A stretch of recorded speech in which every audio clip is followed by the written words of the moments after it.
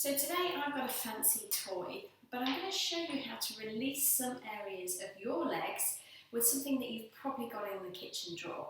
So I'm talking about a rolling pin. If you've got a rolling pin, go and grab it, do this video along with me and see how it feels for you, because that's essentially all my fancy tool is here. Mine's just got a few bumps along the way. But what I'm going to show you to do on your legs can be done with just an ordinary rolling pin. So you'll need a sturdy chair to sit on as well, and I'd also suggest maybe a hardback book. So if you're struggling to reach the floor firmly with the full length of your feet, just having something firm like a hardback book to pop your foot on means that you establish that firm connection with the floor so you feel sturdy, but you're able to position yourself, particularly your back, comfortably as well. So what we're going to talk about to start with is the inner thighs. So we're going to sit in a slightly unladylike way. So take one leg out of the way, again keep those feet fully connected with the floor, and then take your rolling pin and roll it up and down the inside of the leg. Now if you're not sure exactly where to do this, you can see I'm at an angle, I'm not sort of working vertically. So if you start going up and down the top of your leg and then just come off at a little bit of an angle. And it's entirely up to you how much pressure you put through here.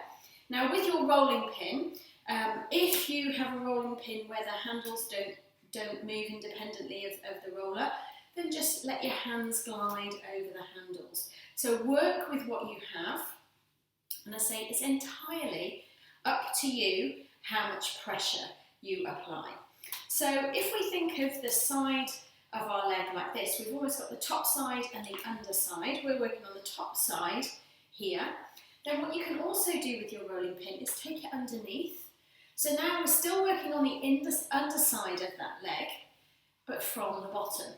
Okay, so these are areas of our legs that get neglected often when it comes to massage actually, although it's an area that I often go into quite deeply. Particularly for ladies, I feel that are struggling to connect with their core. There's often some residual tension, tightness, or things going on through this area of their body. And again, it's entirely up to you how much pressure you apply through that area. So the inner thighs is the first area to look at with your rolling pin. And the second area is actually the shin. And with this area, people go, well, there's no muscle down there. You know, it's just bone, isn't it? And there is actually a lot goes on through there just to be able to move your feet, the mechanics of walking and moving. So again, let's think about where we position our rolling pin. So we're going to hold it on the front, we're not going to press, and then I'm going to come to the outside edge. And if you feel that with your fingers, as you feel vertically down your shin, you can obviously feel the bone there. But if you come off just to the side, you'll feel that there is that little bit of movement, that bit of squidge, and it's that area that we want to apply our rolling pin to. So now I'm actually digging quite deep with mine because it definitely needs it for me here. But again, it's entirely up to you how much pressure you apply. Now, obviously you can see as well that I'm hinging, keeping my back relatively long. The movement's mainly coming from my hips. Some people prefer to have their foot elevated on something and go there. Now I wouldn't do it freestyle with your foot in the air as I'm doing here.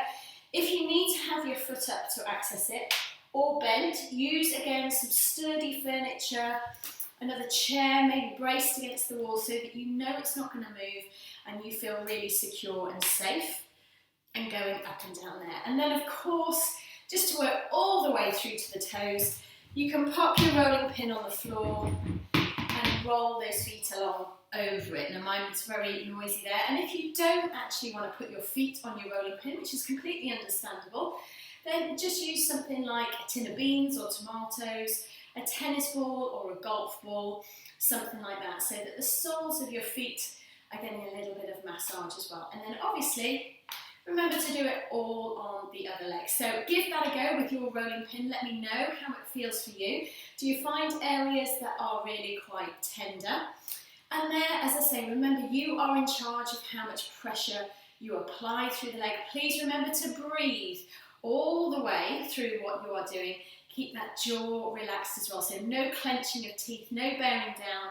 It's meant to help to release muscles, so bear that in mind when you're going through. We're not just tickling, but equally we're not creating distress, discomfort or pain.